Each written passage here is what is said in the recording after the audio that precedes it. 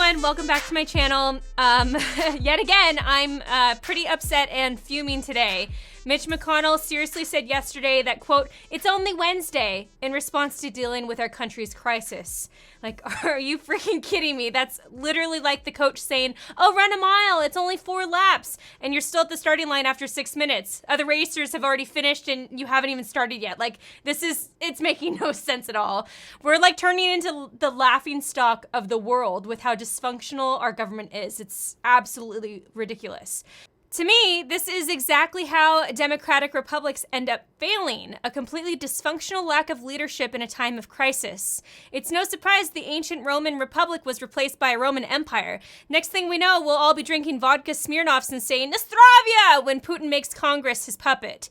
I've frickin' had it. Meanwhile, tenants have no clue if their state is continuing an eviction ban or not because we have no unified message.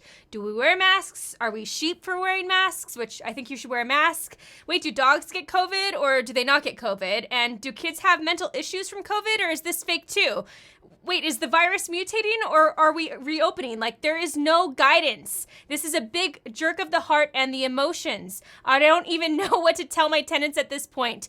Now, supposedly, Democrats and Republicans had a meeting yesterday, but guess what we got done? We got absolutely nothing done.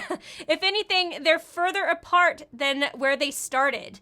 Now, don't let this seem like we're losing hope. Just because the Roman Empire collapsed doesn't mean Putin will be all that bad.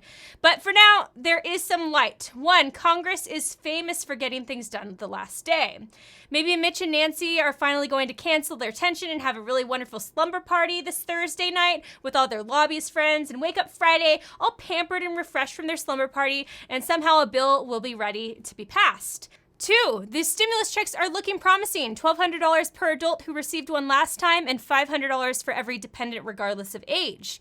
3, I'm very confident the unemployment pay will see a big boost and will get eviction protections.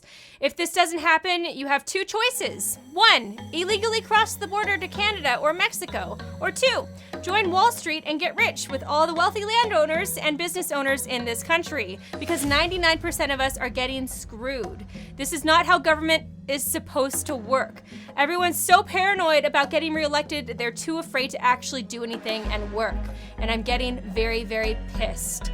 Anyway, that's my brief update for today. I will see you next time. Thank you so much for watching. Bye.